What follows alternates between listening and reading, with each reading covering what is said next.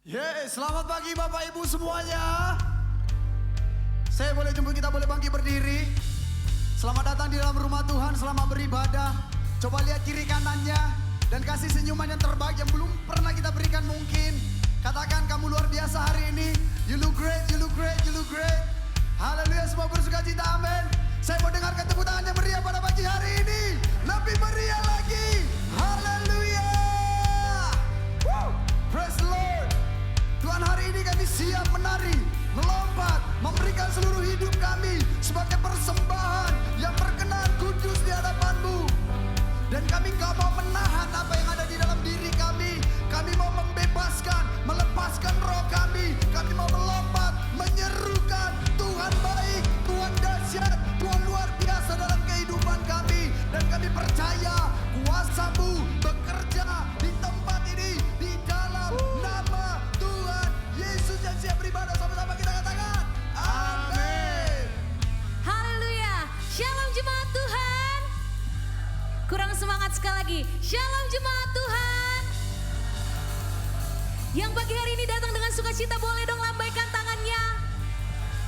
Sebab kita percaya bahwa Tuhan Yesus telah bangkit dan hidup bagi kita. Dan pada pagi hari ini kita mau nyatakan sama-sama.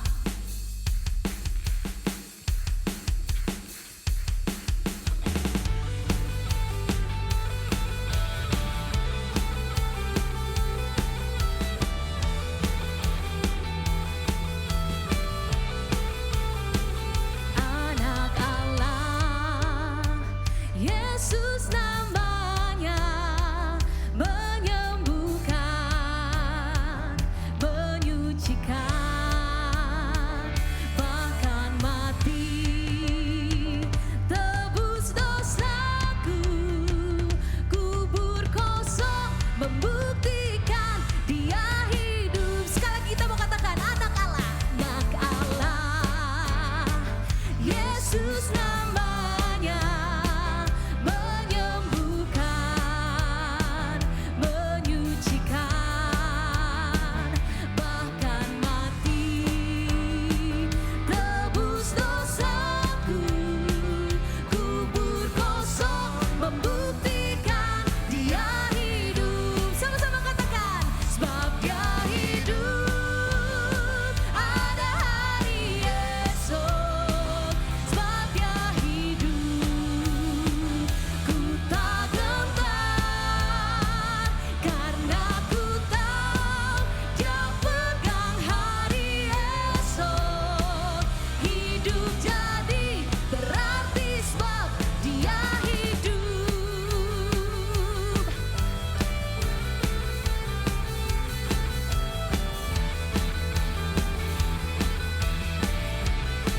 Kita mau katakan dengan iman, anak Allah, Yesus namanya, menyembuhkan, menyucikan,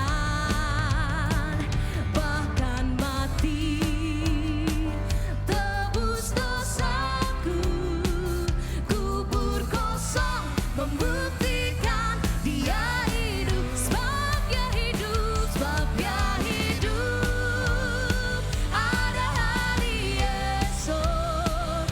Sebab Dia hidup, ku tak gentar, karena ku tahu Dia pegang hari esok.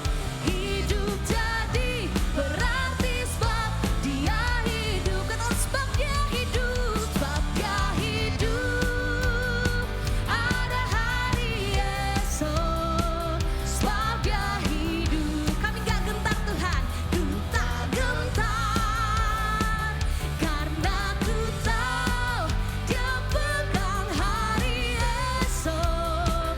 Hidup jadi berarti sebab Dia hidup.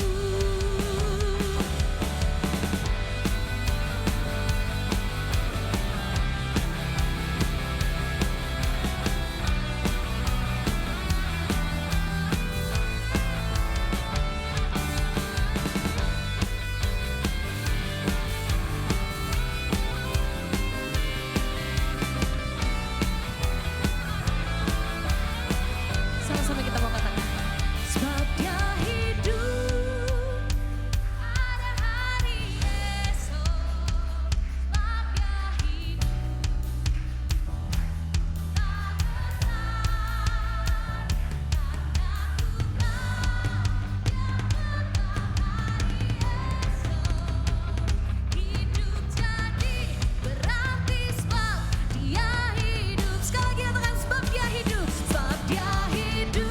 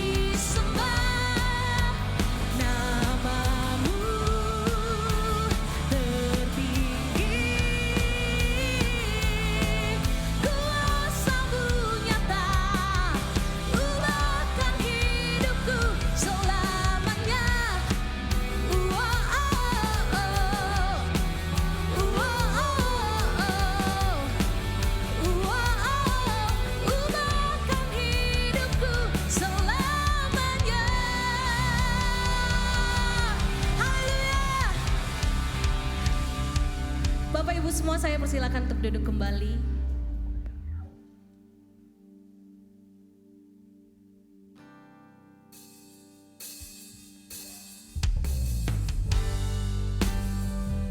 Biarlah Tuhan, hari demi hari Tuhan, kami memiliki kerinduan Tuhan, lebih mendekat di hadirat-Mu Tuhan.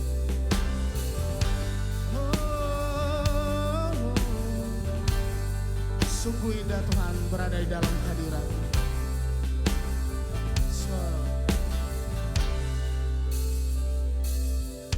Saat indah ku berhadapan denganmu, memandang wajahmu, Yesus kekasih jiwa. Yes, Lord.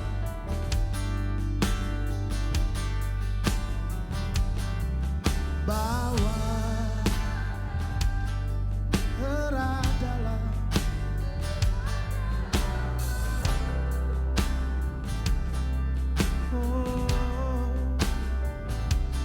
menikmati kasih dan indahnya hadirat-Mu.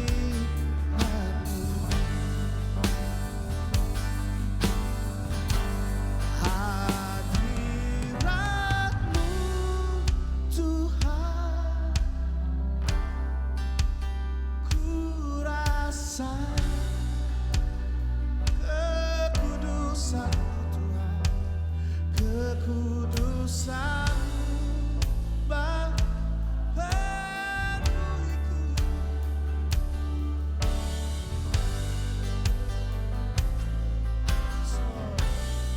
Ku rindu selalu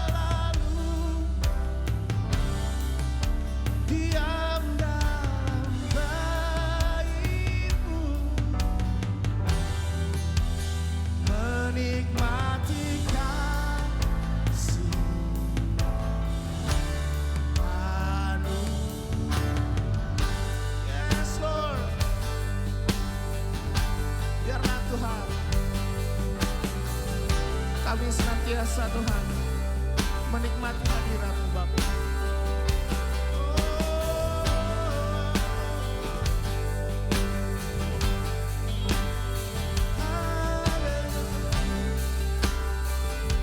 Sama-sama katakan, sungguh saat ini.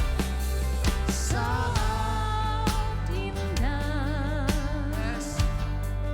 ku berhadapan denganmu, Memandang wajah-Mu Tuhan, memandang wajahmu, Yesus kekasih jiwaku. Bawa daku Tuhan, bawa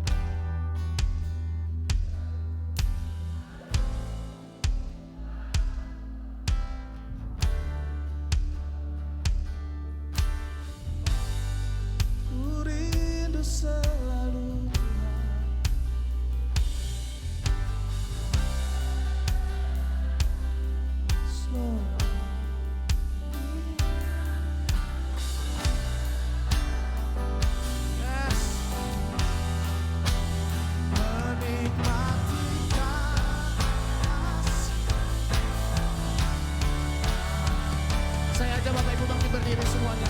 Mari sama-sama katakan hadirat-Mu Tuhan.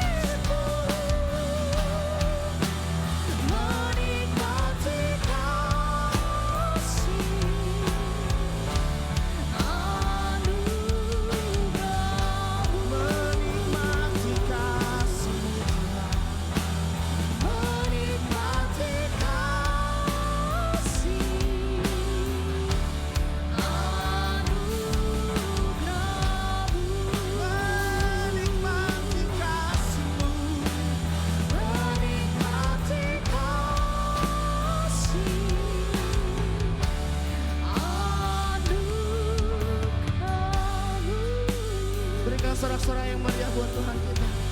Berikan tepuk tangan yang meriah buat Tuhan kita. Haleluya. Yes Lord. Terima kasih Tuhan. Mari sembah Dia.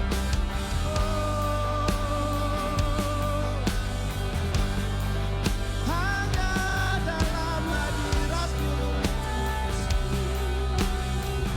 hanya dalam baik-Mu, kami disegarkan, kami dipuaskan, kami diubahkan. Hanya dalam hadirat, kami rindukan selalu Tuhan. Kau yang layak disembah, Kau yang layak ditinggikan, Kau yang layak diagungkan, Kaulah segalanya. Haleluya. Kaulah pengharapan kami, Kaulah kekuatan kami, Kaulah keselamatan kami. Hanya Kaulah yang hidup, hanya Kaulah yang layak disembah. Oh, we worship You. Haleluya, haleluya, haleluya. Haleluya,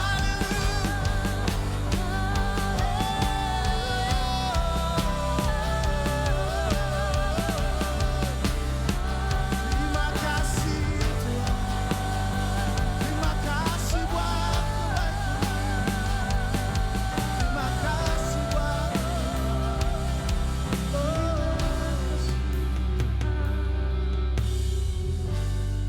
Kau Allah yang hidup, Kau Allah yang hidup. Kau luar biasa, tak tertandingi kuasa-Mu Tuhan. Tiada Allah seperti-Mu. Biarlah senantiasa puji-pujian dari dalam hati kami. Kami naikkan untuk memuliakan-Mu, untuk menyembah. Kaulah yang hidup, Kaulah pengharapan, Kaulah kekuatan kami, Kaulah keselamatan jiwa kami Tuhan. Haleluya, haleluya, haleluya. We worship. Oh. Inilah yang ku renung,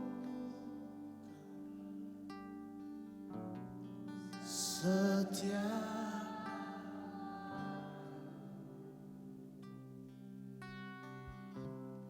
Nyanyian pujian dan pengagungan kepada segala manis.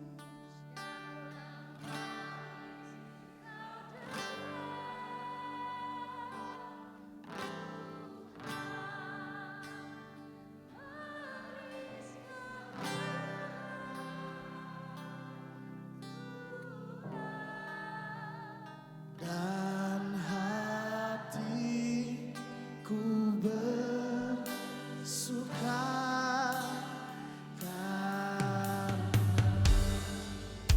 katakan lagi, inilah yang ku renungkan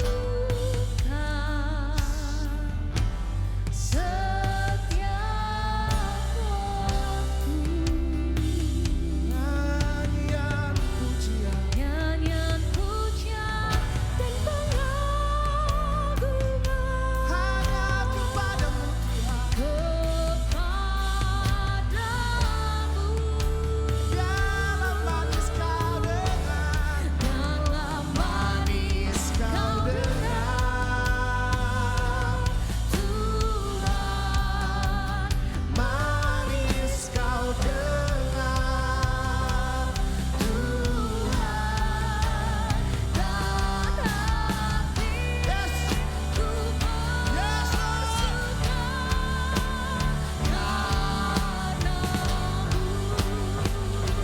Oh, inilah yang ku renungkan setiap nyanyian pujian pujian dan pengagungan, yes Lord. Hanya kepadamu Tuhan, dalam manis kau dengar, kau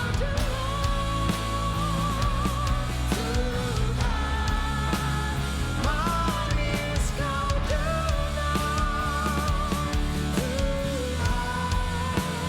dan hatiku bersuka dan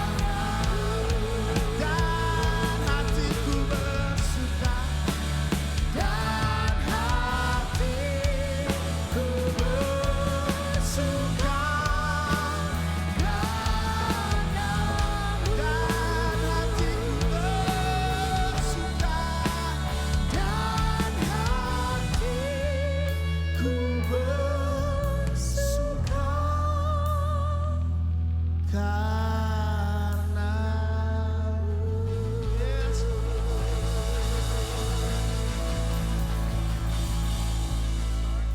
Terima kasih Tuhan. Terima kasih untuk kebaikan-Mu. Terima kasih untuk penyertaan-Mu. Terima kasih untuk kehadiran-Mu di dalam setiap detik kehidupan kami. Kami sadar Tuhan, seringkali yang gak setia itu kami Tuhan.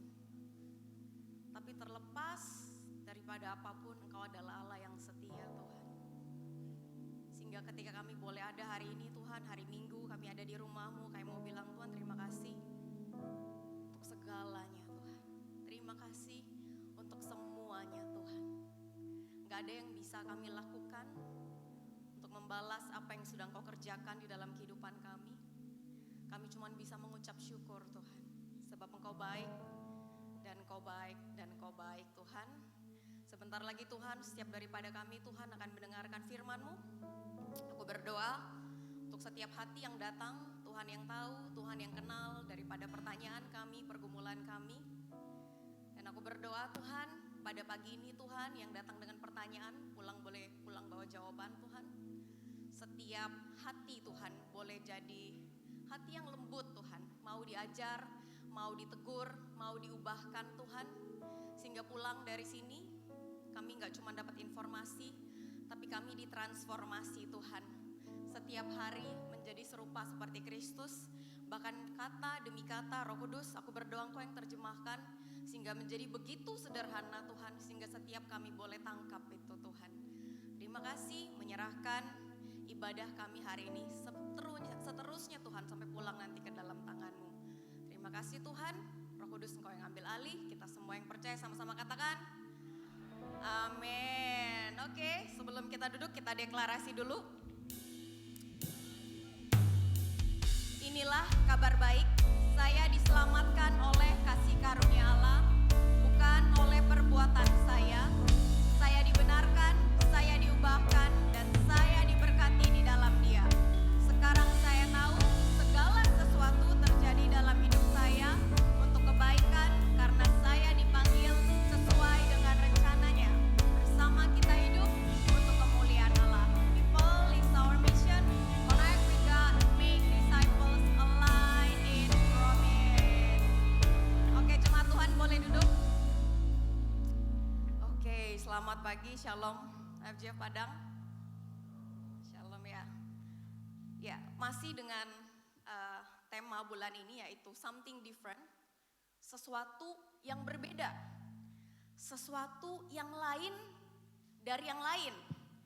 Nah, tentunya kita tahu gitu ya, orang Kristen tidak menjadi berbeda atau menjadi sesuatu yang lain tujuannya supaya viral. Karena zaman sekarang kita melihat banyak yang aneh-aneh gitu ya. Kenapa kalau aneh, viral, bentar lagi masuk podcast ya. Bentar lagi jadi selebgram dia. Tapi kenapa sebagai orang percaya, sebagai orang Kristen, kita tentunya harus jadi orang yang berbeda. Kenapa sih? Karena ayat firman Tuhan bilang dari awal bahwa sebenarnya kita ini loh tinggalnya di dunia, betul. Tapi kita ini bukan milik dunia. Makanya sewajarnya kalau orang Kristen itu cara hidup kita, cara berpikir kita itu berbeda gitu ya. Makanya judul khotbah saya hari ini saya kasih judul agak lain gitu ya. Enggak sama, enggak takut, enggak perlu takut jadi berbeda. Dan kita mau belajar dari kisah klasik dari 12 pengintai Israel, khususnya dari seorang tokoh yang bernama Kaleb. Di mana Kaleb ini adalah salah satu pemimpin dari suku Yehuda yang diutus untuk mengintai. Jadi kita tahu background story-nya.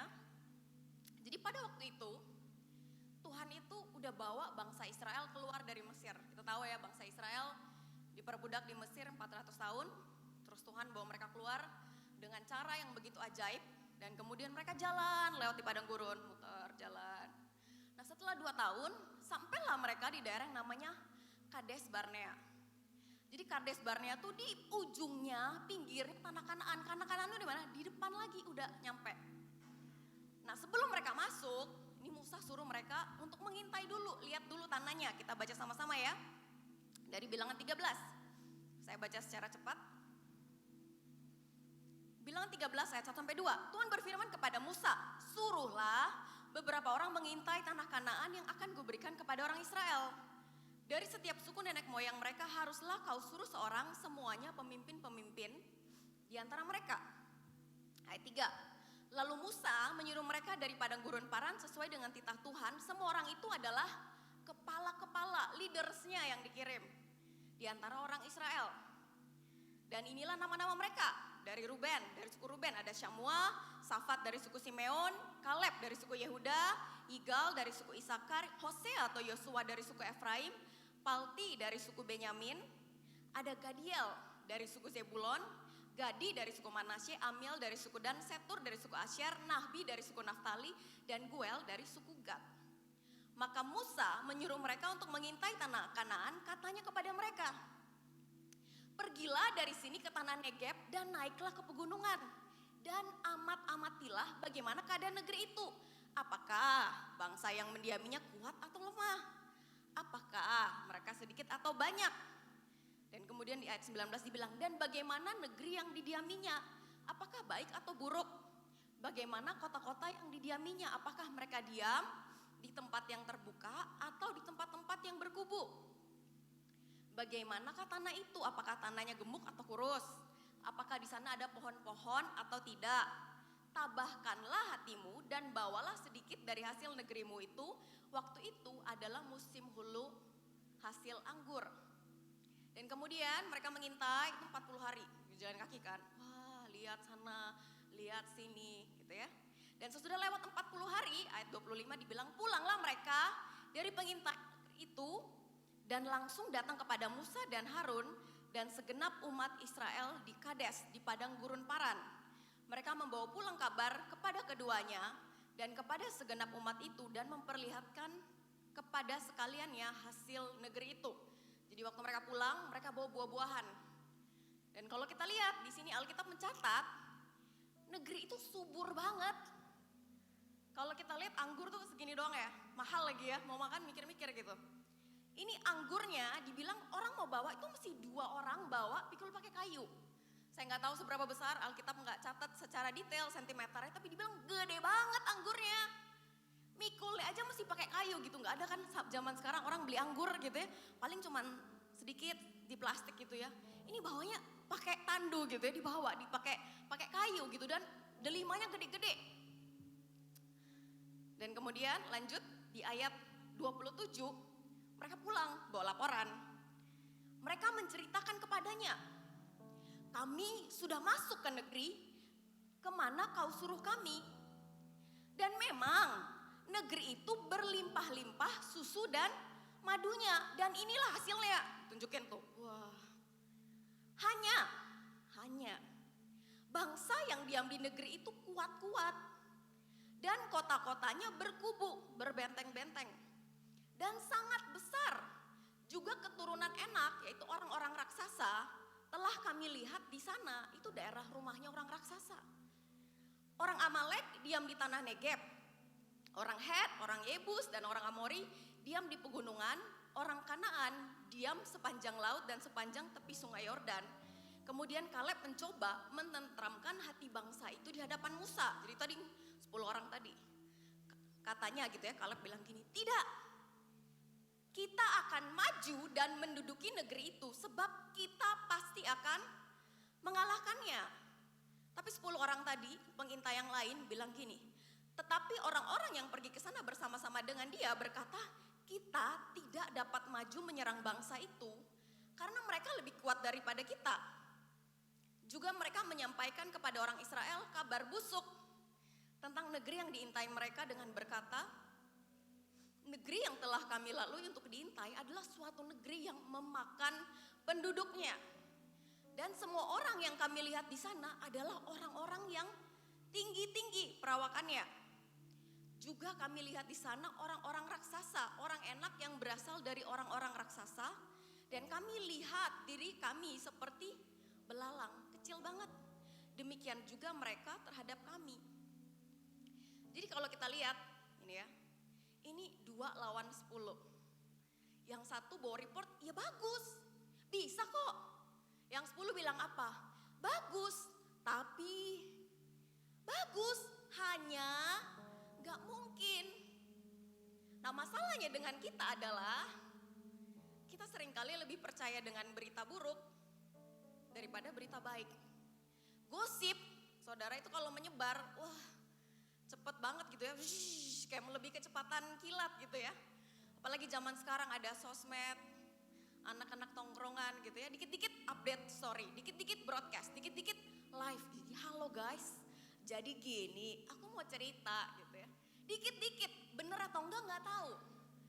Dan orang-orang nih lebih gampang percaya sama yang namanya berita buruk, yang jelek tuh gampang banget masuk gitu ya. Karena kita manusia, kadang-kadang ya kita juga makhluk kepo gitu ya. Kalau ketemu apa gitu ya.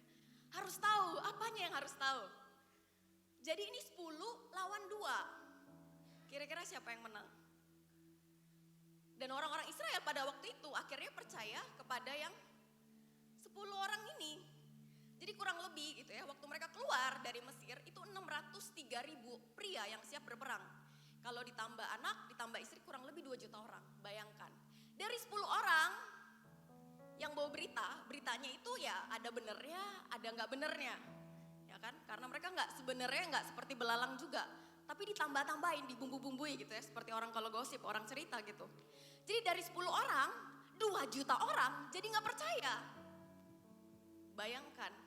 Sehingga mulailah drama baru. Dan kalau kita lihat di bilangan 14 ayat 1 sampai 2. Dibilang begini, lalu segenap umat itu, artinya seluruhnya 2 juta orang itu yang habis dengar berita buruk itu dan langsung percaya, itu mengeluarkan suara nyaring dan bangsa itu menangis pada malam itu.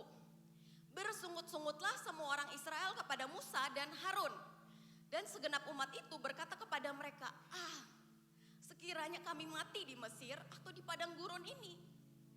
Mengapakah Tuhan membawa kami ke negeri ini hanya supaya kami tewas oleh pedang dan istri serta anak-anak kami menjadi tawanan. Bukankah lebih baik kami pulang ke Mesir? Dan mereka berkata seorang kepada yang lain, baiklah kita mengangkat seorang pemimpin untuk pulang ke Mesir. Dan kemudian Joshua dan Kaleb coba menenteramkan mereka. Tapi sama aja, udah gak mempan gitu ya. Tetapi Yosua bin Nun dan Kaleb bin Yefune yang termasuk orang-orang yang telah mengintai negeri itu mengoyakkan pakaian mereka dan berkata kepada segenap umat Israel, negeri yang kami lalui untuk diintai itu adalah luar biasa baiknya. Jika Tuhan berkenan kepada kita, maka Ia akan membawa kita masuk ke negeri itu dan akan memberikannya kepada kita suatu negeri yang berlimpah-limpah susu dan madunya. Hanya janganlah memberontak kepada Tuhan dan janganlah takut kepada bangsa negeri itu. Sebab mereka akan kita telan habis, yang melindungi mereka sudah meninggalkan mereka. Sedang Tuhan menyertai kita, janganlah takut kepada mereka. Lalu segenap umat itu mengancam hendak melontari kedua orang itu dengan batu. Tetapi tampaklah kemuliaan Tuhan di kemah pertemuan kepada semua orang. Jadi ketika mereka udah mau lempar, si Yosua sama Kaleb mau dibunuh, Tuhan turun intervensi. Dan kalau kita lihat bangsa Israel ini ya, awalnya salahkan siapa? Salahkan Musa dan Harun. Ini nih gara-gara kalian nih, dulu ngajak-ngajak. Padahal dia sendiri yang mau ikut dulu kan. Ini nih gara-gara kalian dulu ngajak-ngajak. Gak puas salahkan Musa, Harun, salahkan siapa? Tuhan. Tuhan ya, coba dulu kita baik-baik jadi budak di Mesir. Padahal di Mesir ngomongnya apa? Tuhan, kami udah gak tahan dengan penderitaan di Mesir. Kami udah gak tahan dengan perbudakan di Mesir. Sekarang nyalain Tuhan. Tuhan ini ya, ngapain? Bawa kita jauh-jauh capek-capek cuma untuk mati di sini. Ini Tuhan mau bunuh kita. Secara nggak langsung mereka ngomong gitu. Tuhan mau bunuh kami di sini. Dan terakhir udah ngaco omongannya. Udahlah, balik aja jadi budak. Bayangin dikasih kebebasan udah bilangnya udahlah, jadi budak aja. Dan orang kasih tahu bukannya mau dengar, mau dibunuh. Gak mau dengar. Kita lanjut baca di bilangan 14 sampai 11. Ketika Tuhan turun intervensi, Tuhan bilang gini, Tuhan berfirman kepada Musa, berapa lama lagi bangsa ini menista aku? Dan berapa lama lagi mereka tidak percaya kepadaku? Sekalipun sudah ada segala tanda mujizat yang kulakukan di tengah-tengah mereka. Berfirmanlah Tuhan, ini lanjutan setelah Musa ngomong ya, aku mengampuninya sesuai dengan permintaanmu. Tuhan mengampuni bangsa Israel kok, Tuhan itu penuh kasih. Hanya demi aku yang hidup dan kemuliaan Tuhan memenuhi seluruh bumi, semua orang yang telah melihat kemuliaanku dan tanda-tanda mujizat yang kuperbuat di Mesir dan di padang gurun, namun telah 10 kali mencobai aku dan tidak mau mendengarkan suaraku, pastilah tidak akan melihat negeri yang kujanjikan dengan bersumpah kepada nenek moyang mereka. Semua yang menista aku tidak akan melihatnya. Tetapi hambaku Kaleb karena lain jiwa yang ada padanya dan ia mengikut aku dengan sepenuhnya, akan kubawa masuk ke negeri yang telah dimasukinya itu dan keturunannya akan memilikinya. Lagi berfirmanlah Tuhan kepada Musa dan Harun, berapa lama lagi? Berapa lama lagi? Umat yang jahat ini akan bersungut-sungut kepadaku, ngeluh terus. Segala sesuatu yang disungut-sungutkan orang Israel kepadaku telah kudengar. Katakanlah kepada mereka, demi aku yang hidup, demikianlah firman Tuhan, bahwasanya seperti yang kamu katakan di hadapanku, demikianlah akan kulakukan kepadamu. Bahwasanya kamu tidak akan masuk ke negeri yang dengan mengangkat sumpah telah kujanjikan akan kuberi kamu diami, kecuali Kaleb bin Yefune dan Yosua bin Nun. Tentang anak-anakmu yang telah kamu katakan, mereka akan menjadi tawanan. Mereka yang akan kubawa masuk supaya mereka mengenal negeri yang telah kamu hinakan itu. Aku Tuhan yang berkata demikian, sesungguhnya aku akan melakukan semuanya itu kepada segenap umat yang jahat ini, yang telah bersepakat melawan aku. Di padang gurun ini mereka akan habis dan disinilah mereka akan mati. Saudara, kalau kita baca bangsa Israel ini, mereka itu nggak mabuk-mabukan loh. Mereka nggak judi, mereka nggak berzina. Di ayat ini dibilang mereka nggak mencuri, mereka nggak membunuh. Tapi ada satu dosa yang fatal, yang sebenarnya hari ini seringkali saya dan juga kita semua di sini masih sering lakukan, yaitu adalah apa? Bersungut-sungut, mengeluh, semua mengeluh. Panas, aduh panas, mengeluh. Hujan, aduh basah, mengeluh. Gitu ya. Ini mengeluh, itu mengeluh. Kondisi ekonomi sulit, mengeluh. Mengeluh, pemerintah ini mengeluh, mengeluh. Semua dikeluhkan. Jadi sampai akhirnya mengeluh itu juga jadi kebiasaan. Dan akhirnya kita sama Tuhan juga sama. Tuhan, mengapa? Mengapa Tuhan izinkan? Mengapa Tuhan berkehendak? Mengapa Tuhan? Mengapa? Mengapa? Saudara, mengeluh itu bukan sekedar reaksi. Itu dosa yang menyerang karakter Tuhan. Setiap keluhan itu sebenarnya diam-diam berkata, Tuhan kok gak cukup baik. Tuhan engkau tuh gak cukup hebat untuk ngatur hidupku. Tuhan engkau tuh entahlah Tuhan. Itu yang namanya mengeluh. Jadi hati-hati dengan kebiasaan yang namanya mengeluh. Mengeluh terus. Mengeluh terus. Disuruh olahraga enggak, tapi sakit. Mengeluh terus. Mengeluh gitu ya. Dan kalau kita lihat, saudara, sebenarnya boleh gak sih kita datang sama Tuhan dengan jujur? Boleh. Kalau kita lagi gak percaya, kalau kita lagi berbeban berat, datang sama Tuhan apa adanya. Bilang, Tuhan, aku susah percaya untuk Engkau. Tuhan, aku lagi berat untuk beriman. Tapi datangnya itu bukan dengan sikap hati yang arogan. Mengapa Tuhan? Mengapa Tuhan? Mengapa Tuhan? Tapi kita datang dengan kerendahan hati untuk bilang, Tuhan aku gak mampu Tuhan. Aku butuh Engkau. Dan ini yang perlu kita perhatikan. Setiap kata demi kata yang kita ucapkan. Mungkin kita pikirnya, biasa. Mengeluh itu biasa. Cuman ngomong doang. Padahal kata demi kata yang kita ucapkan, Tuhan mendengar. Tuhan memperhatikan. Dan kalau kita lebih lanjut lagi, mengapa bangsa Israel ini menangis dan bersungut-sungut? Kenapa? Mengeluhnya terus, kenapa? Nah kalau kita lihat, yang pertama, bangsa Israel, kenapa mereka bersungut-sungut? Karena ternyata perjalanan mereka itu tidak mudah. Dipikir, kalau ada Tuhan, apa-apa bisa instan. Dipikir, kalau ada Tuhan, apa-apa, ya pokoknya yang gampang aja deh. Sehingga ketika orang percaya gitu ya, karena kan kalau lagu kan semangat gitu ya, kita lebih dari pemenang apapun gitu ya, yes dan amen gitu. Tapi ketika menjalani kehidupan, ketika susah, mulai bersungut-sungut. Kenapa susah Tuhan? Pertanyaannya kenapa enggak? Yesus aja menyelamatkan dunia dengan cara apa? Dengan mati di kayu salib. Yang paling susah, yang paling berat, yang memalukan itu yang dilakukan.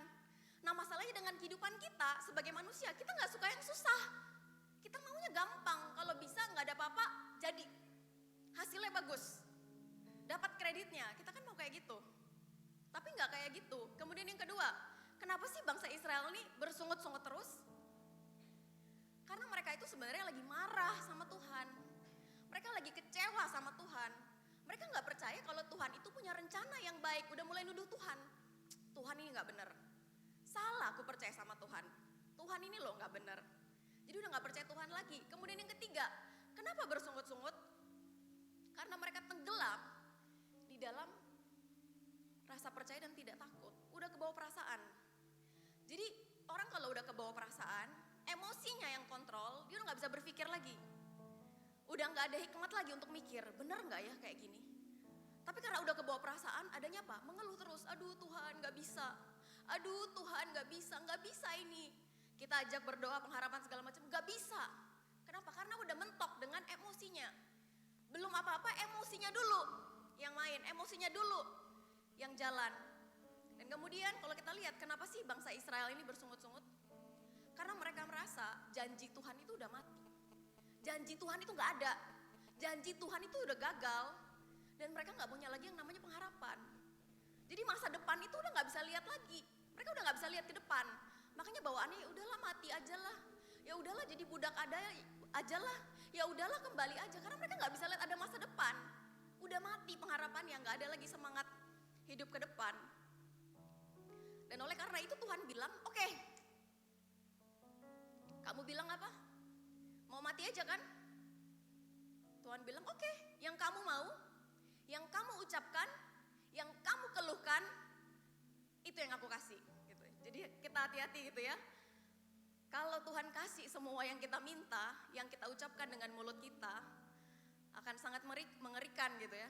Karena seringkali mulut kita ngomongnya udah sembarangan. Dan Tuhan bilang, oke, aku bawa kalian dengan tanganku sendiri, 2 tahun aku persiapin, bentar lagi masuk, di depan udah tinggal masuk, bukan barangnya atau tanahnya gak ada.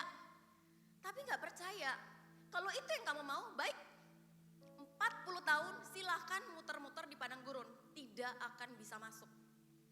2 tahun gak mau ya, dikasih Tuhan 40 tahun, muter-muter aja. Udah muter-muter, tidak akan masuk. Karena gak percaya. Jadi bangsa Israel ini gagal paham, mereka mengira janji Tuhan itu hanya tentang tempat yang dimiliki. Padahal Tuhan sedang membentuk hati yang layak untuk memilikinya. Isunya itu bukan cuma tempat yang baru, Tuhan gak sedang bawa mereka ke tempat yang baru. Tempat itu gampang buat Tuhan, Dia yang punya semuanya, langit dan bumi. Tapi tujuannya adalah supaya mereka dapat jadi manusia yang baru. Dan mereka gagal paham sehingga pada akhirnya mereka gak bisa menikmati. Bayangin ya, janji Tuhan tuh di depan. Pada akhirnya mereka gak masuk. Cuman mati aja, mati sia-sia. Lalu kalau kita lihat, kenapa sih Kaleb bisa berbeda? Kalau kita baca gitu ya, di ayat 14 sampai 24, Tuhan sendiri loh yang bilang, tetapi hambaku Kaleb, karena lain jiwa yang ada padanya. Tuhan bilang, tetapi Kaleb agak lain ini dia. Lain dari yang lain. 2 juta orang gak percaya, dia percaya loh. Kenapa? Kenapa dia bisa percaya? Kenapa dia bisa berbeda? Dan dia mengikut aku dengan sepenuhnya. Sehingga akan kubawa masuk ke negeri yang telah dimasukinya itu dan keturunannya akan memilikinya. Kalau kita lihat, kenapa sih Kaleb bisa beda sendiri? Different spirit. Kenapa sih Kaleb bisa agak lain? Kenapa sih Kaleb tetap bertahan? Udah mau dibunuh loh, udah mau dilempari batu loh. Dia lihat hal yang sama loh dengan yang orang lain lihat. Kenapa dia bisa percaya, yang lain gak percaya? Nah kalau kita lihat, kira-kira bangsa Israel itu tahu Tuhan gak sih? Tahu lah. Orang terang-terangan kemuliaan Tuhan turun di tenda, di kemah gitu. Masa gak bisa lihat? Lihat. Kira-kira bangsa Israel beribadah kepada Tuhan gak? Beribadah di bawah Musa kan gak mungkin gak beribadah. Sabat gitu ya. Korban. Kalau najis gak boleh ibadah. Ibadah, tahu semua aturannya, tahu. Kira-kira bangsa Israel dapat pemeliharaan Tuhan gak? Dapat. Mau roti freshly baked dari pagi mana? Pengen munyah, Tuhan butuh daging. Dikirimi burung puyuh, free ongkir. Langsung datang gitu ya. Haus, belah batu, keluar air gitu, gak perlu bayar pam. Gitu ya. Panas Tuhan, panas. Ya udah, kasih tiang awan. Dingin Tuhan, dingin. Kalau malam gak ada selimut ini gitu, gak ada rumah. Kasih tiang api. Kira-kira bangsa Israel lihat mujizat gak sih?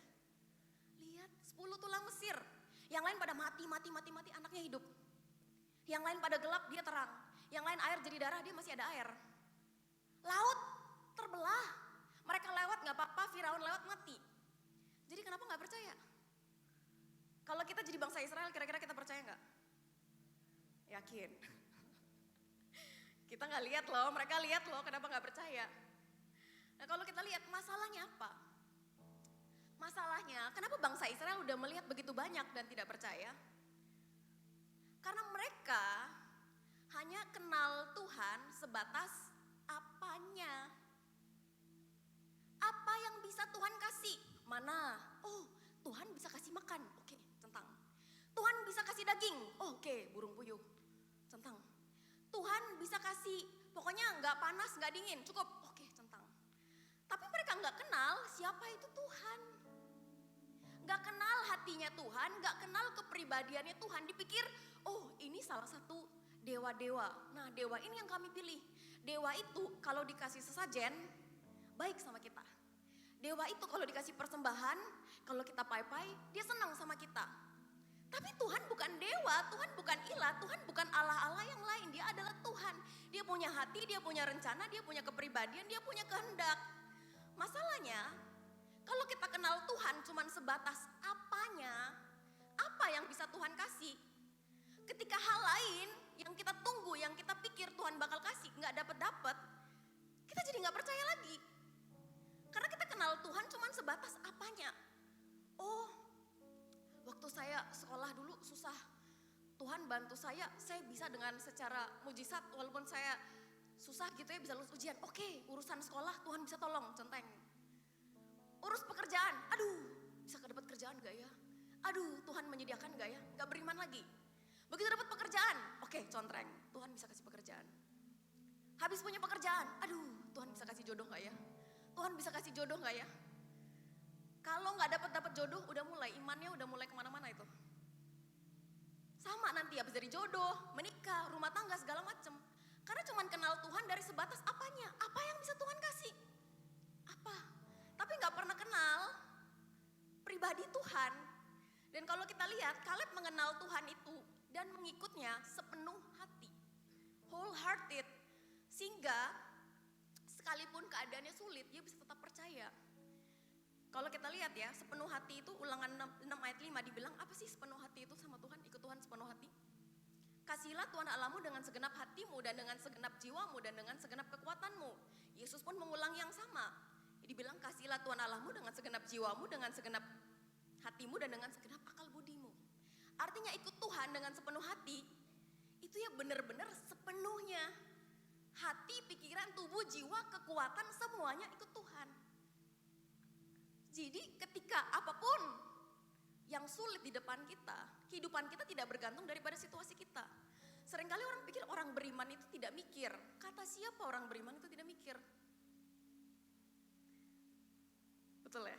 Sering kata jangan dipikir, beriman aja, percaya aja, mana bisa.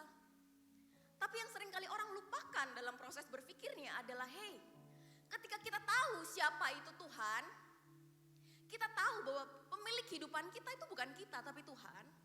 Maka ketika hal di depan itu sulit dan rasanya tidak enak, gimana caranya kita bisa percaya adalah kita tidak membandingkan diri kita dengan masalahnya. Kalau kita bandingkan, kita berpikir kita versus masalahnya, ya masalahnya terlalu besar saudara.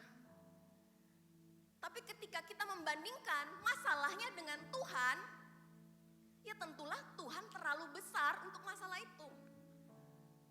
Jadi ketika kita kenal Tuhan, apapun kondisi kita, situasi kita yang mungkin orang bilang terlalu besar, tidak mungkin. Ya mungkin, tetap percaya. Kenapa? Karena dia adalah Tuhan. Gitu ya. Jadi hari-hari ini mari kita cek hati kita. Kira-kira kita udah sungguh-sungguh gak sih ikut Tuhan? Dengan sepenuh hati. Bukan hari ini hari Minggu ikut Tuhan, di luar lagi kalau ekonomi pekerjaan Tuhannya beda. Dengan sepenuh hati, artinya benar-benar Tuhan, Engkau satu-satunya Tuhan, Allah. Makanya aku sembah karena Engkau adalah Tuhan. Bukan Tuhan yang ini cadangan lah, kalau nggak bisa cari Tuhan yang lain gitu. Enggak ada pakai cadangan-cadangan. Ikut Tuhan sepenuh hati, wholehearted, dengan sungguh-sungguh. Sehingga kalau kita mau tahu hari-hari ini, kita cek hati kita aja, apakah ada iman atau ada ketakutan. Kalau ada iman, kita tahu kita berjalan sama siapa. Kita tahu siapa pemilik kehidupan kita. Tapi kalau kita dilanda ketakutan terus-terusan, ya mungkin kita belum sungguh-sungguh ikut Tuhan. Kemudian yang kedua, kenapa sih si Kaleb ini bisa agak lain? Kenapa sih dia bisa beda dari yang lain? Karena Kaleb ini menunggu dengan sabar dan tetap beriman sampai janji Tuhan itu digenapin. Kalau kita baca lanjutannya di Yosua 14 ayat 7. Kaleb nih ngomong gini ya, aku berumur 40 tahun ketika aku disuruh Musa hamba Tuhan itu dari Kades Barnea untuk mengintai negeri ini dan aku pulang membawa kabar kepadanya yang sejujur-jujurnya. Jadi sekarang sesungguhnya Tuhan telah memelihara hidupku seperti yang dijanjikannya. Kini sudah 45 tahun lamanya sejak diucapkan firman Tuhan itu kepada Musa. Dan selama itu orang Israel mengembara di padang gurun. Jadi sekarang aku telah berumur 85 tahun hari ini. Dan pada waktu itu aku masih sama kuat seperti pada waktu itu aku disuruh Musa. Seperti kekuatanku pada waktu itu, demikianlah kekuatanku sekarang untuk berperang dan untuk keluar masuk. Kalau kita lihat, Kaleb ini dalam kitab sejarah gitu ya, dia tidak tercatat, dia itu menunggu dengan catatan kasus atau skandal gitu. Gak ada catatan dia memberontak atau aneh-aneh, itu gak ada. Jadi selama dia menunggu, dia tetap beriman, percaya dan punya attitude yang benar. Dan kalau kita lihat, Kaleb tuh nunggu lama loh, 45 tahun. Coba kalau kita di sini ke dokter nunggu 15 menit aja, kita udah aduh lama banget ini itu. 45 tahun menunggu. Udah gitu bukan salah dia lagi nunggunya, salah yang lain. Bayangin ya, harus nunggu karena kesalahan orang lain. Kekinya itu kan minta ampun ya. Aduh, 45 tahun disuruh nunggu gitu, kurang lama apa lagi. Tapi kalau kita lihat Kaleb, dia menarik. Saudara, waiting time is a productive time. Jangan pikir menunggu itu pasif. Jangan pikir menunggu itu gak ngapa-ngapain. Waktu kita menumbuhkan buah roh yang namanya kesabaran. Sabar itu hanya bisa diuji lewat waktu. Gak ada orang sabar kalau gak diuji lewat waktu. Sabar itu cuma lewat waktu. Tapi bukan cuma itu. Kalau dibilang, Kaleb ini bilang, dulu aku 40 tahun, aku jadi pengintai, aku masih kuat. Sekarang aku 85 tahun, aku masih sama kuatnya. Aku masih bisa berperang, keluar masuk semua beres. Nah, kalau kita lihat 85 tahun, kira-kira apa yang Kaleb lakukan 45 tahun? Saya percaya walaupun Alkitab tidak mencatat ya, tiap hari dia beriman. Tiap hari dia menantikan janji Tuhan. Tiap hari dia ngomong sama dirinya, oh yang ini udah pada mati. Tapi tiap hari dia bilang, Tuhan aku akan melihat tanah perjanjian. Aku akan melihat tanah perjanjian. Aku akan masuk tanah perjanjian. Aku akan menaklukkan tanah perjanjian. Itu yang dia perkatakan kepada dirinya. Bukan cuma itu, saya percaya Kaleb itu latihan saudara. Bayangkan 85 tahun kalau dia gak latihan dari dia muda, mau lari lututnya udah gemeter saudara. Pinggangnya mau encok gitu ya, mau mukul, mau segala macam udah gak kuat saudara. Bayangin kalau Kaleb gak jaga kesehatannya, dia gak jaga fisiknya, dia gak jaga pikirannya. Dia mau berperang, dia masih ingat, aduh minum obat gula belum ya, kolesterol belum ya. Ada enggak? 85 tahun. Kaleb itu bertambah tua tapi tidak bertambah lemah. Grow older but not weaker. Jadi hari ini kita mau cek, kita masih menunggu dengan sabar gak sih? Bukan cuma dengan sabar, kita masih menikmati proses kita menunggu gak sih? Karena banyak orang menunggu, iya menunggu tapi dengan pengharapan yang mati. Menunggu tapi ya gak tahu lah. Ya kalau Tuhan kasih, kalau enggak. Menunggu tapi kayak ya gak tahu lah. Bayangkan kalau Kaleb punya attitude seperti itu. Ya menunggulah tapi gak tahu lah kapan lah. Mungkin aku mati duluan, enggak. Dia benar-benar prepare. Nunggunya lama, tapi dia gak nunggu pasif gitu ya, nongkrong, enggak. Dia menyiapkan dirinya dengan baik. Sehingga sekalipun dalam masa menunggu, walaupun gak tahu kapan, dia tetap punya damai sejahtera. Dia gak panik, dia gak cemas, tapi dia bisa masih punya yang namanya damai sejahtera. Pemain musik mungkin boleh naik ke mimbar. Kemudian kita lihat poin yang ketiga. Kenapa sih si Kaleb ini bisa jadi orang yang agak lain? Kenapa sih bisa jadi berbeda? Karena Kaleb itu melangkah dengan berani di saat waktu Tuhan tiba untuk menaklukkan tanah perjanjian. Kita baca dulu ya, Yosua 14 ayat 9. Pada waktu itu Musa bersumpah, katanya sesungguhnya tanah yang diinjak oleh kakimu itu akan menjadi milik pusakamu dan anak-anakmu sampai selama-lamanya, sebab engkau tetap mengikuti Tuhan Allahku dengan sepenuh hati. Oleh sebab itu berikanlah kepadaku pegunungan yang dijanjikan Tuhan pada waktu itu, sebab engkau sendiri mendengar pada waktu itu bahwa di sana ada orang enak dengan kota-kota yang besar dan berkubu. Mungkin Tuhan menyertai aku sehingga aku menghalau mereka seperti yang difirmankan Tuhan. Itulah sebabnya Hebron menjadi milik pusaka Kaleb bin Yefune orang Kenas itu sampai sekarang ini. Karena ia tetap mengikuti Tuhan Allah Israel dengan sepenuh hati. Di ayat 15 dibilang nama Hebron dahulu ialah Kiryat Arba. Arba ialah orang yang paling besar di antara orang enak dan amanlah negeri itu sampai berhenti berperang gitu ya. Ini kalau kita lihat Kaleb ini udah 85 tahun. Biasanya kalau orang udah tua itu mintanya apa? Prioritas lah. Yang paling gampang lah, yang paling cepat lah, dia enggak. Begitu masuk tanah perjanjian, 85 tahun walaupun dia udah berumur, dia bilang apa?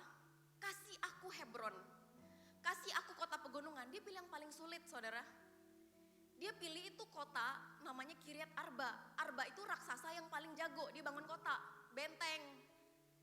Dan dia ngambil Kiryat Arba, artinya yang paling sulit itu kasih aku. Aku mau bertarung di sana, aku mau menaklukkannya. Jadi dia nggak minta yang gampang, minta yang instan, tapi dia berani. Kaleb ini agak lain karena dia percaya bahwa setiap kesulitan itu adalah kesempatan bagi Tuhan untuk menyatakan kuasanya. Faith in action. Jadi mentalnya bukan mental budak lagi. Apa-apa takut, apa-apa nggak percaya, apa-apa bagus sih, tapi kebanyakan tapinya. Bagus mau nggak mau, tapi mau ini nggak mau, tapi ini bagus loh, ini bisa loh, tapi kebanyakan tapi. Dia enggak, tapi dia mentalnya apa? Lebih daripada pemenang. Tuhan udah kasih, maju. Tuhan udah kasih, pasti bisa. Jadi dia adalah orang yang berani, sehingga ketika dia udah percaya, dia tetap bertahan sekalipun sulit. Dia menunggu dengan sabar, begitu Tuhan buka pintu, maju, berani, hadapin. Dan kalau kita lihat Roma 8 ayat 37, di sini dikatakan gitu ya. Tetapi dalam semuanya itu kita lebih daripada orang-orang yang menang.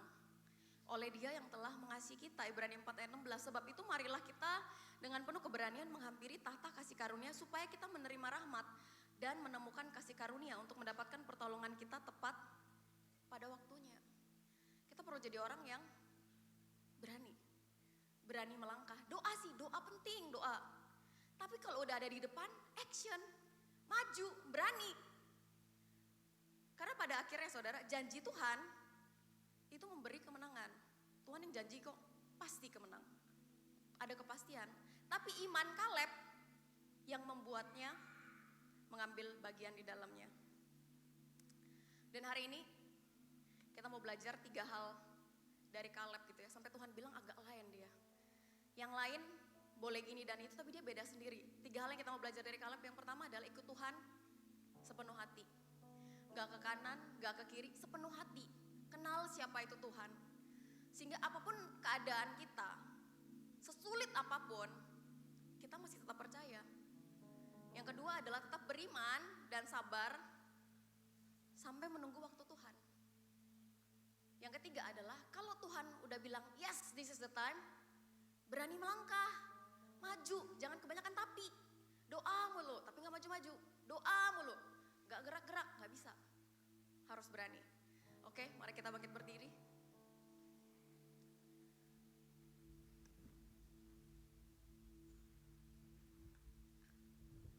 Jadi saudara, kita gak sama, kita gak perlu takut sebagai anak Tuhan.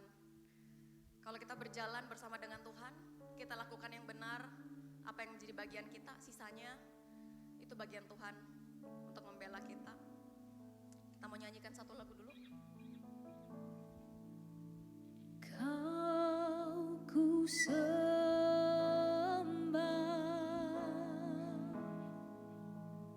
Kau ku sembah,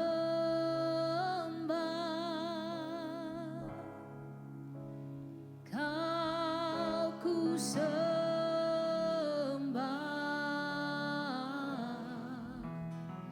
oh Tuhan. Kau ku sembah,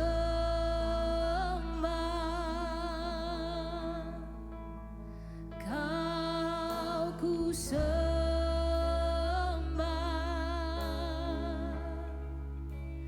Kau ku sembah,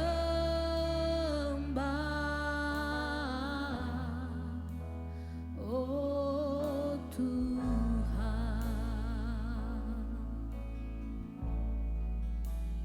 Kau ku sembah,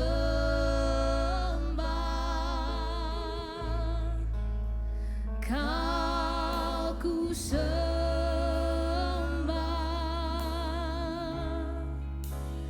Kau ku sembah,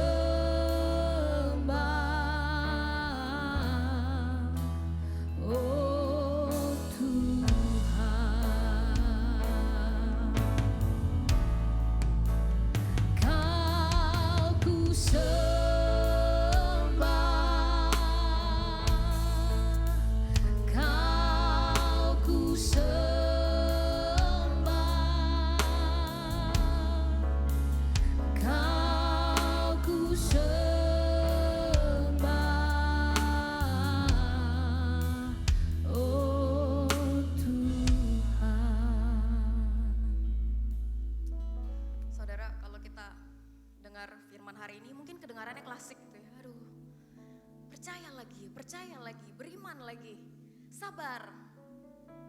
Tapi sebenarnya saya mau bilang bahwa ya kehidupan orang Kristen rahasianya cuman itu. Kalau kita nggak berjalan mengandelin Tuhan, ngandelin siapa? Dan saya mau sharing sedikit gitu ya, kesaksian saya. Waktu saya diproses Tuhan ngalamin masalah keluarga yang begitu berat dan begitu lama. Satu hal yang saya syukuri adalah saya nggak nyerah, saudara. Satu hal yang saya syukuri adalah saya nggak berhenti. Walaupun di dalamnya banyak gagal, banyak jatuh, banyak marah sama Tuhan, banyak kecewa sama orang. Tapi saya nggak berhenti. Karena kalau waktu itu saya berhenti, saya nggak akan pernah melihat hari ini, saudara. Kalau waktu itu saya berhenti, saya nggak akan ada di Padang hari ini. Dan kalau ditanya apa yang bisa, kalau pengen bukan diulang ya, nggak mau diulang. Cuman kalau apa yang bisa mau diperbaiki, saya mau lebih sabar. Saya mau lebih menikmati semua proses waktu yang lama itu yang Tuhan izinkan.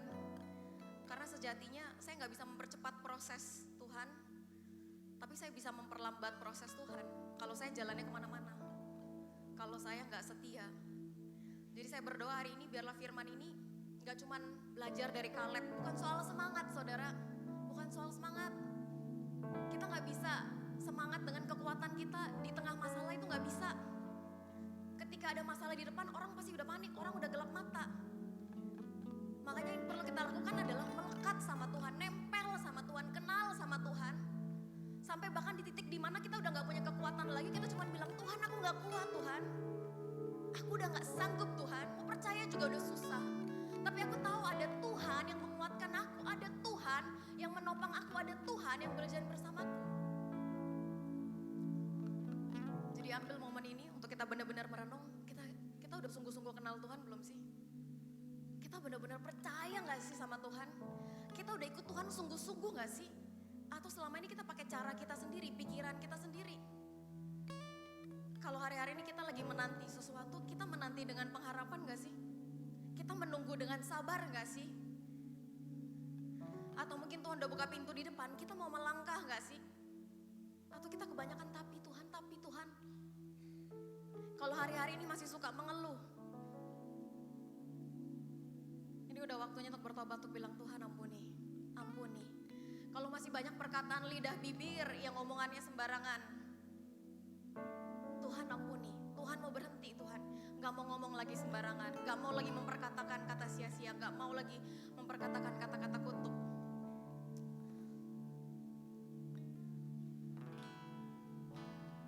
Kau ku sembah,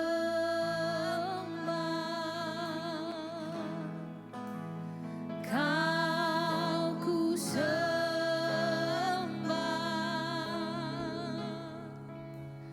Kau ku sembah,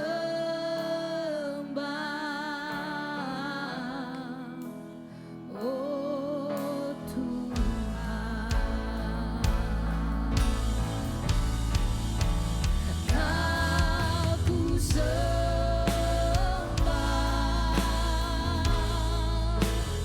Kau ku sembah,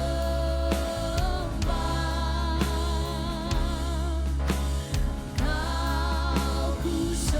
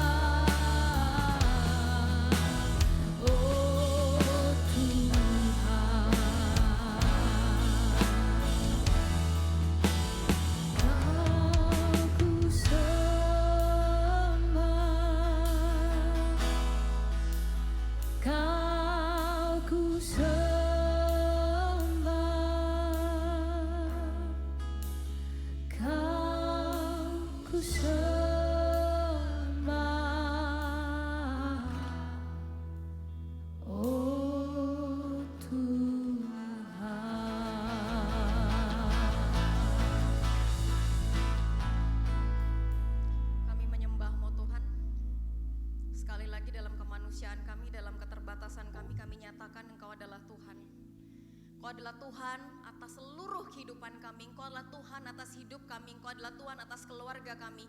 Engkau adalah Tuhan atas keuangan kami. Engkau adalah Tuhan atas masa depan kami, Tuhan. Hari ini aku berdoa Tuhan untuk jemaat-Mu, Tuhan. Bagi setiap daripada kami, kalau banyak daripada kami yang cemas, Tuhan. Kalau banyak daripada kami yang sedang menunggu, tapi kami menunggu dengan pengharapan yang mati, Tuhan. Kalau banyak daripada kami yang kami udah lama percaya, Tuhan.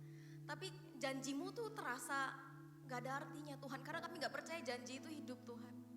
Kami gak percaya bahwa Engkau Tuhan yang berjanji mampu menepatinya, Tuhan. Kami sedang ada dalam persimpangan, Tuhan. Dan untuk melangkah ke depan berat, Tuhan. Hari ini aku berdoa, Tuhan, untuk setiap jemaat-Mu yang hari-hari ini penuh dengan kekhawatiran, kecemasan, Tuhan. Kalau selama ini Tuhan mereka berjalan dengan kekuatan mereka, dengan kemampuan mereka, maka hari ini kami mau berkata, Tuhan, tidak lagi dengan kekuatan kami sendiri, Tuhan. Kami mau bertobat, Tuhan, kami mau minta ampun, Tuhan. Tapi hari ini kami mau nyatakan, Tuhan, bahwa segala kekhawatiran kami, segala kebutuhan kami, segala permohonan kami serahkan kepadamu, Allah yang baik, Allah yang kekal. Dengan penuh pengucapan syukur, dengan tahu bahwa Engkau adalah Tuhan, pemilik daripada segala sesuatunya, dan Engkau punya rencana yang baik, Tuhan, dalam kehidupan kami. Ketika kami lemah, Engkau menguatkan kami. Ketika energi kami, ketika resource kami, ketika sumber daya kami udah habis, Tuhan. Disitulah Tuhan Kau bekerja, disitulah tangan-Mu yang kuat menolong kami, menopang kami, Tuhan. Terima kasih, Tuhan, terima kasih. Aku memberkati, Tuhan, setiap jemaat-Mu yang ada di tempat ini. Aku berdoa tidak ada rencana-Mu, janji-Mu yang gagal di dalam kehidupan mereka. Yes dan amin akan digenapi dalam kehidupan mereka. Tapi lebih daripada itu aku berdoa mereka boleh punya iman, Tuhan. Iman yang bertahan sampai pada akhirnya sehingga mereka boleh ngambil bagian. Mereka enggak cuman setengah-setengah ikut Engkau, Tuhan, tapi fully, Tuhan. Mereka boleh menikmati, Tuhan, berkat-Mu, janji-Mu secara utuh di dalam kehidupan mereka. Terima kasih, Tuhan, terima kasih. Hamba-Mu udah selesai bicara. Tapi aku tahu, Roh Kudus, Engkau tidak akan pernah selesai dalam kehidupan kami. Mulai daripada hari ini sampai nanti kami pulang, bahkan sepanjang minggu ini Engkau yang terus mengingatkan kami. Supaya apapun itu, Tuhan, boleh jadi rema dalam kehidupan kami, terus berbicara dalam kehidupan kami, terus menegur kami, Tuhan. Supaya kami jadi orang yang menikmati janji-Mu secara utuh, Tuhan. Kami boleh menikmati apa yang namanya rest. Apa itu punya Allah yang seperti Engkau, Tuhan. Terima kasih. Terima kasih, semua yang percaya sama-sama kita katakan amin. Shalom saudara, puji Tuhan kita boleh diperlengkapi lagi dengan firman Tuhan yang sangat luar biasa mengencourage kita hari ini. Ada satu kalimat yang sangat merema di hati saya hari ini melalui penyampaian Cevara adalah kita boleh kok datang kepada Tuhan itu dengan jujur gitu. Karena memang kita semua gak selamanya ada dalam keadaan yang baik-baik aja gitu. Jadi boleh datang ke Tuhan dengan jujur, tapi dengan sikap hati yang bukan arogan gitu. Kayak itu, oh iya ya Tuhan, aku gak sepantasnya mengeluh kalau memang lagi capek. Gak apa-apa bilang capek sama Tuhan. Oke, saat ini Bapak Ibu saya mau menyambut dulu untuk sekiranya Bapak Ibu yang baru pertama kali hadir beribadah di tempat ini boleh lambaikan tangan saja dari tempat duduknya. Ada? Oke, puji Tuhan, jemaat kita jemaat yang setia. Tepuk tangan buat Tuhan. Saya mau memberikan beberapa pengumuman saat ini. Untuk Bapak Ibu yang sudah mendaftarkan diri untuk mengikuti kelas Discipleship Journey, yaitu kelas Come dan Grow, nanti setelah ibadah boleh langsung naik ke lantai 2 untuk mengikuti kelas. Nah, untuk Bapak Ibu yang belum mengikuti kelas pemuridan ini, saya mengundang Bapak Ibu untuk boleh mendaftarkan diri, boleh melalui scan barcode yang ada di depan, atau bisa langsung mendaftarkan dirinya ke Pastor Ogi dan Pastor Daud. Kemudian Bapak Ibu, kita di gereja ini pada tanggal 28 April mendatang di hari Selasa akan mengadakan I Care on Prayer. Tepuk tangan sekali lagi Bapak Ibu untuk acara ini. Nanti setiap I Care yang ada di gereja ini akan berkumpul di jam 7 di gereja untuk melakukan ibadah bersama, memuji Tuhan, menyembah Tuhan. Nah, nanti di acara ini setiap I Care boleh membawa makanan, kita akan ada acara potluck, tapi ini tidak wajib sifatnya Bapak Ibu, hanya tambahan saja begitu. Kemudian itu saja pengumuman yang bisa saya sampaikan.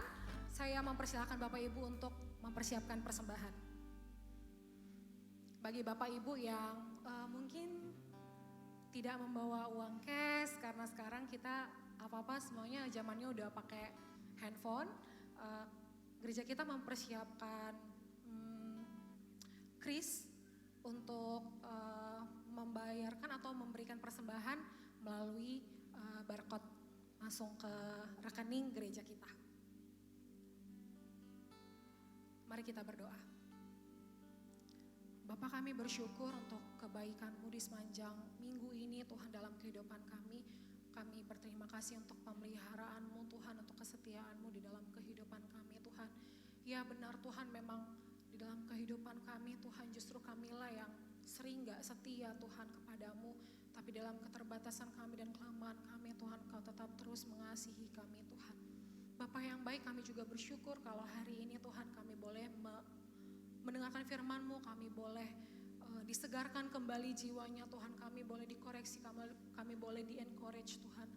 Tolonglah kami Tuhan supaya kiranya firman yang telah kami dengar ini Tuhan boleh benar-benar tertanam dalam hati kami, di dalam jiwa kami, sehingga firman itu boleh menghasilkan buah Tuhan dalam kehidupan kami masing-masing Tuhan. Tolong kami Tuhan, oleh dengan kasih karunia-Mu Tuhan, kami boleh dibaharui budinya, kami boleh dibaharui cinta kasih-Nya kepadamu Tuhan. Bapak, kalau sebentar Tuhan kami mau memberikan persembahan kami Tuhan, tolong supaya setiap hati kami boleh memberikan di dalam kasih, di dalam ucapan syukur, di dalam sikap hati yang benar Tuhan. Kami mau memberikan yang terbaik bagimu. Terima kasih Tuhan, kiranya persembahan yang kami berikan juga Tuhan boleh menjadi persembahan yang boleh membawa kemuliaan bagi nama-Mu, memperpanjang pekerjaan-Mu Tuhan, memperbesar kerajaan-Mu di tengah-tengah tempat di mana Tuhan mempercayakan kami. Terima kasih Bapa, di dalam nama Tuhan Yesus Kristus kami berdoa dan mengucap syukur. Yang siap memberi sama-sama katakan amin. Selamat memberi.